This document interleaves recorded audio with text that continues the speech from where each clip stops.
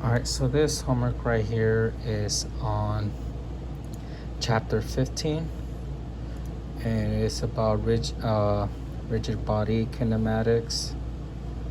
And the way I did the homework, the instructions were said to start it from the last problem to the first one, but right here I'm gonna just walk through it from problem one. So problem one, we're given two pulleys, and it gives us the angular acceleration and also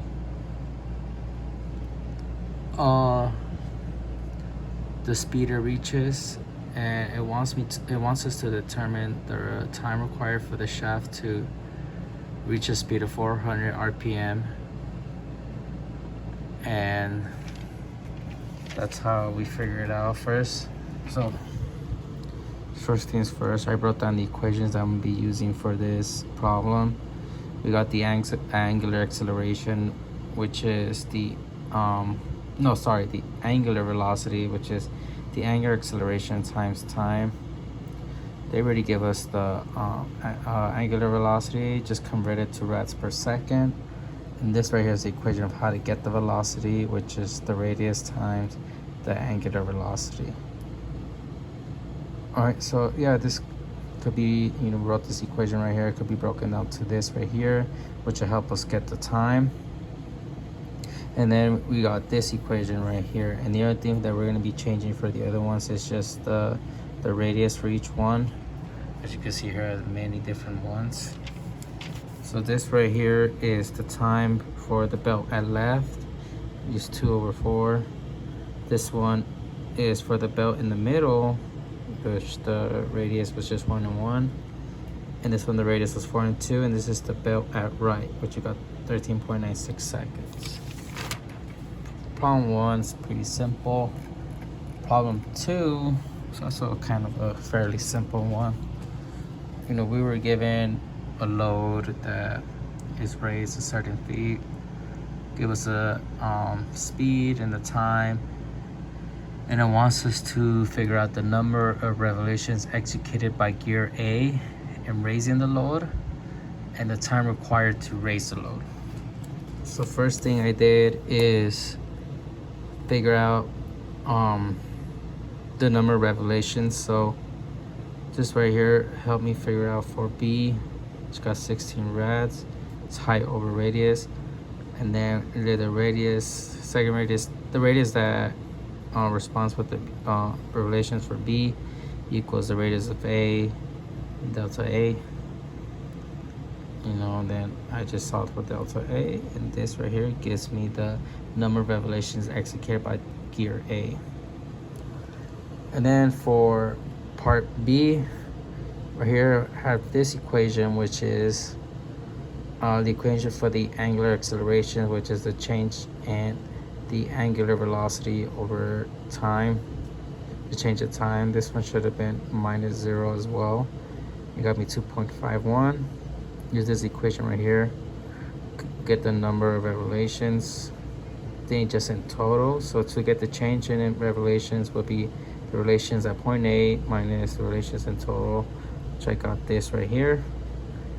And then to find T, the change in time, I'll do the change in revolutions over the angular acceleration that was given to us in the problem statement.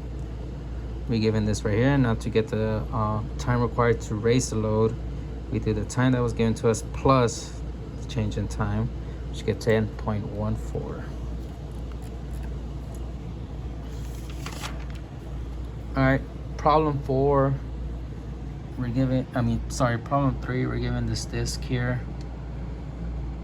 with some velocities as point A, B, and C. They don't give us for both the X and Y directions, just one of each. And it wants us to find the angular velocity of the disc and the velocity of point B. So first things first, I figure out the velocity from point B to A, which we're trying to figure out what the angular velocity is, but we know what the radius is. And this is right here, going in the X direction, going in the Y. do a little matrix here.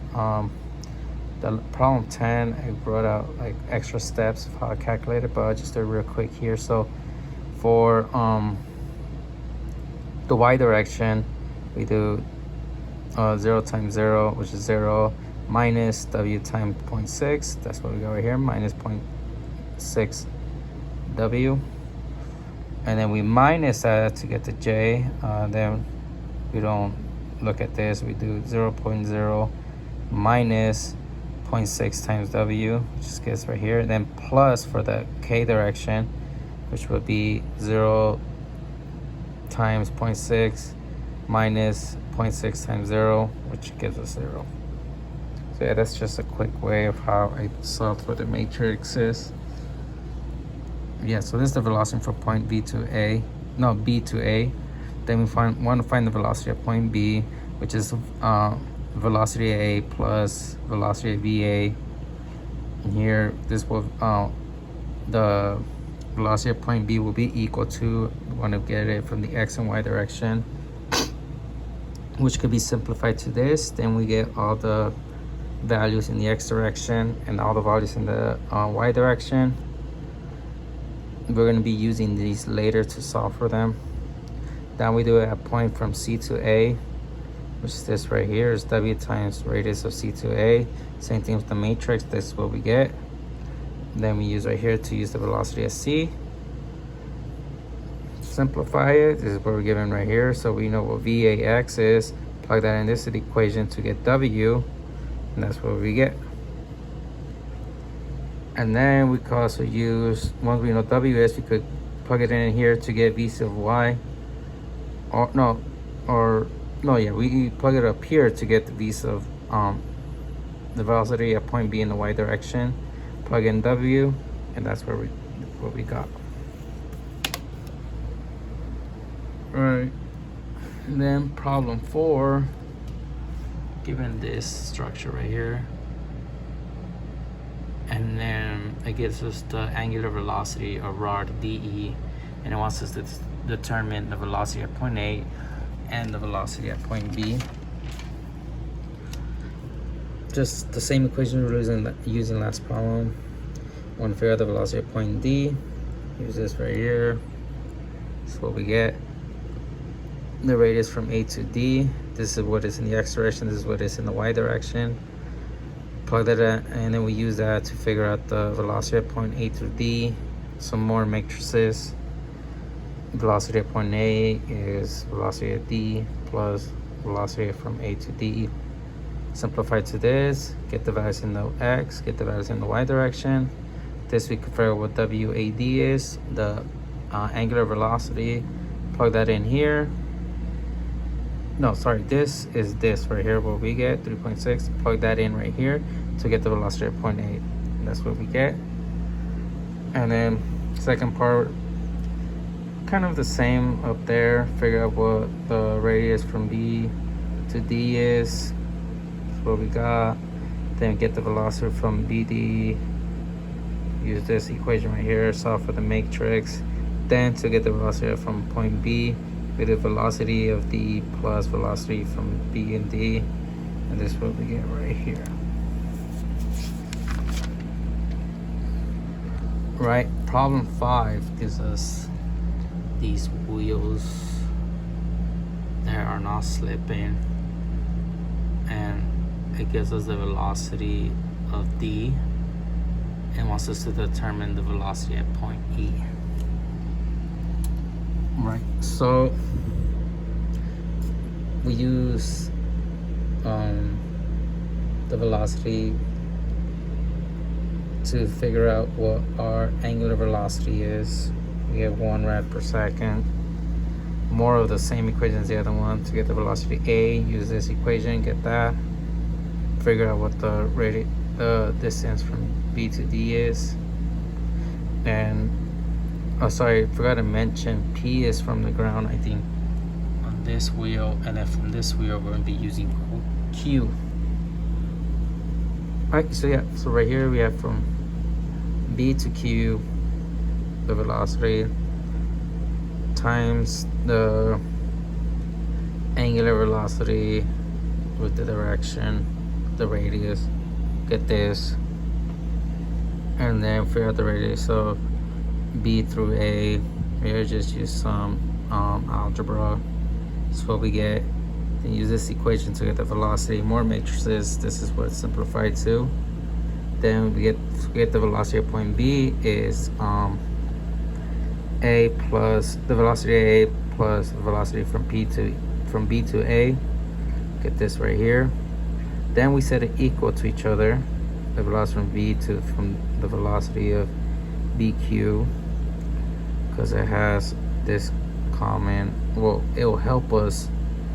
So first we get the direction, the values in the x direction, the values in the y direction, and then we could solve for WE in this one.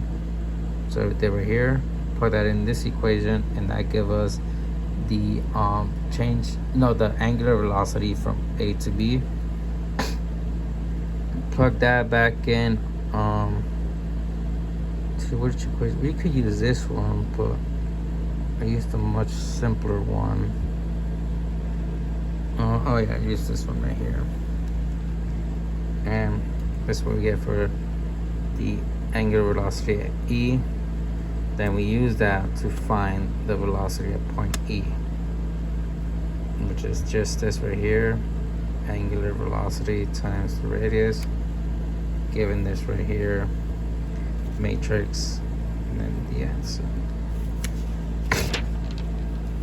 Problem 6 was kind of a weird question. We're given these gear looking structures, and we know the angular velocity of gear B in the counterclockwise direction, and wants us to determine the instantaneous centers of rotation of gears A and C and the angular velocities of gears A and C. So at the contact points, I drew somewhat like of a free body diagram to figure out the velocity of A and B. So I got right here. Then the gear B, I drew a picture of it to figure out these velocities. I click within V1 and V2.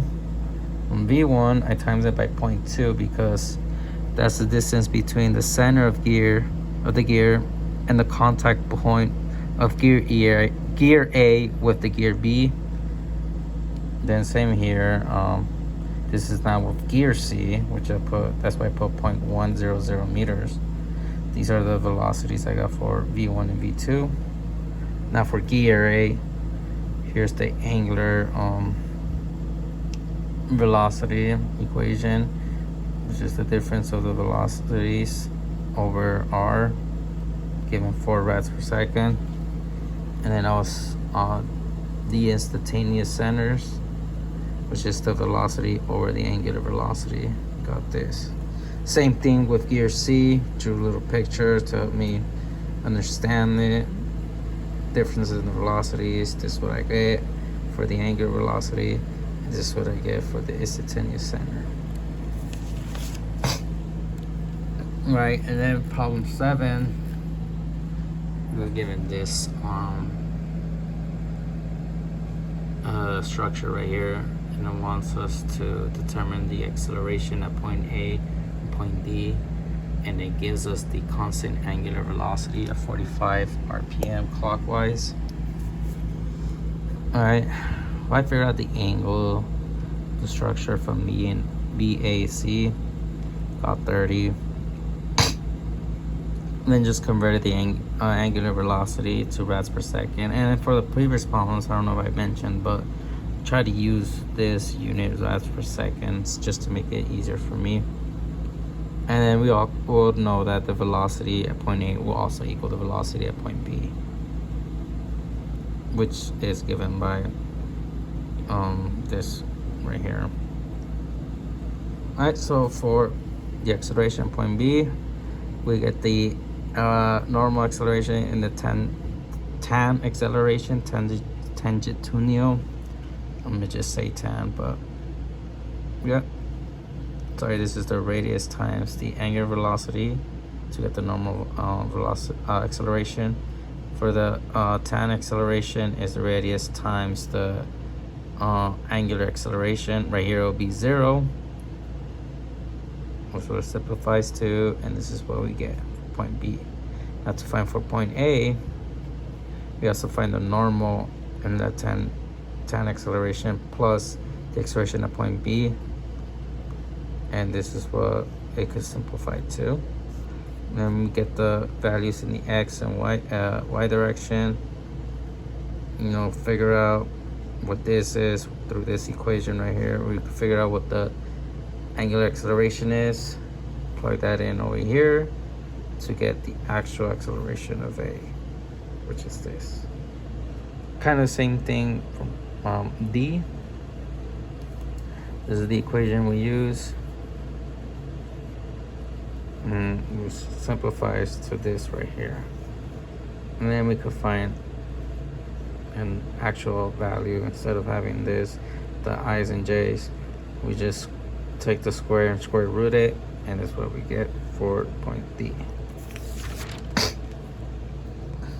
Alright, problem A, given this right here, it gives us some radiuses, and also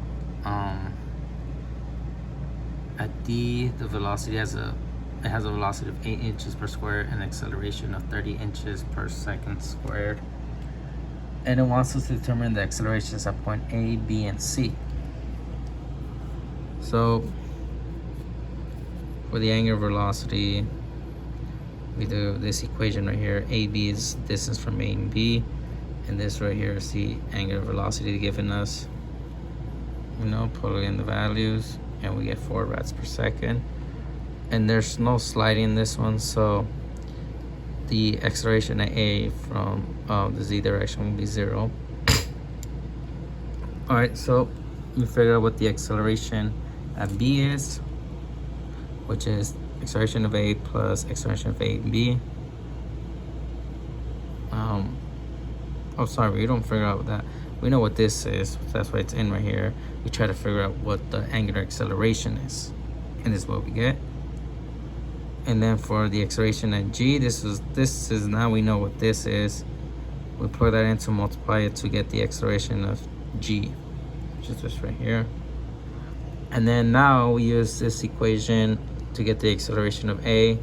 Again, this right here is the normal, I believe. And this right here is the tan. No, I got that wrong. Let me double check. Okay, this one right here is the tan acceleration. This is the normal acceleration. Plug that in to get our acceleration of A to be 48. And I'm there for point B. Again, same as earlier. Right here, just for the arrows to help me understand which one's minusing and which one's adding. I think these two count. Oh, wait, no, sorry. That was up here. These two cancel each other out, which is just 3 times 4 squared, which is 48.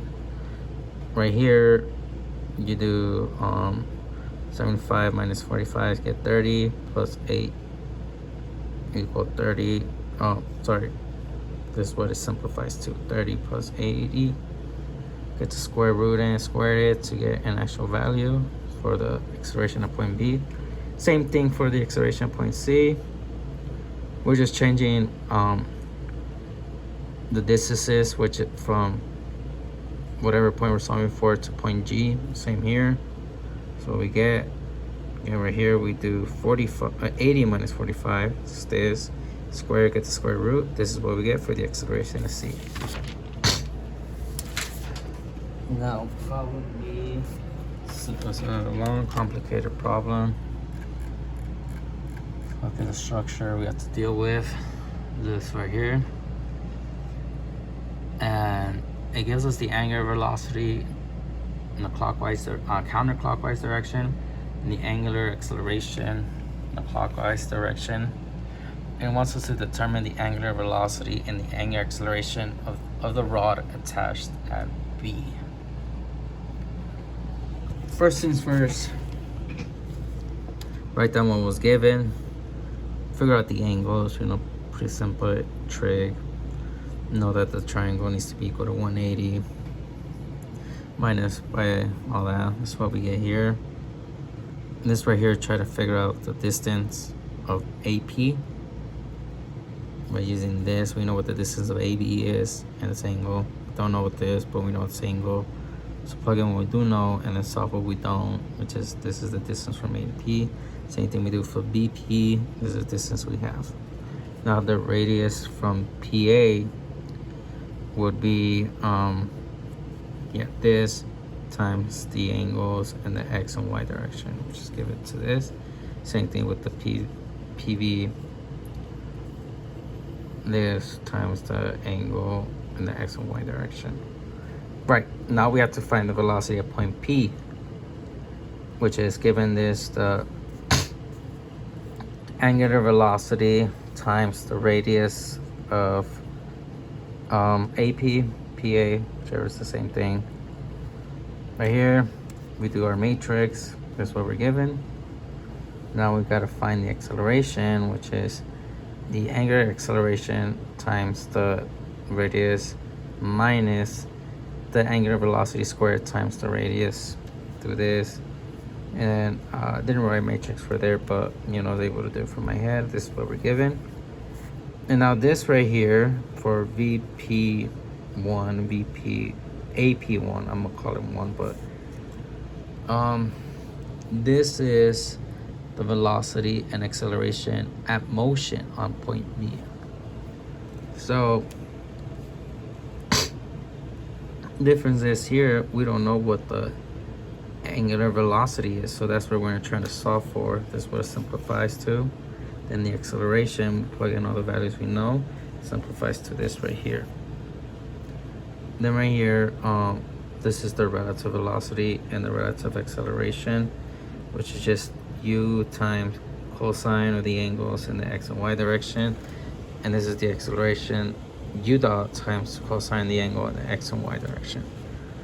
Yeah, and it'll be equal to the velocity point B will be the velocity of P in motion plus the relative velocity. So we got all of these values. Just get the X direction values and the Y direction values. Then that could help us solve for U, and that's what gets. And once we have U, we could get the angular velocity. This algebra, I was able to do it on my calculator, and just wrote it like simplified it so I have enough space in my paper. But now for the acceleration at P when it's in motion, use this equation again, which we already have the answers to. The only thing is I solved for this matrix, but I wrote down what the values were right here in the X direction, Y direction, and again just do some algebra to get U dot. Once we get that, then we could get the angular acceleration just by plugging it back in the U dot. This is our answer. Now for problem 10, we're given this disk.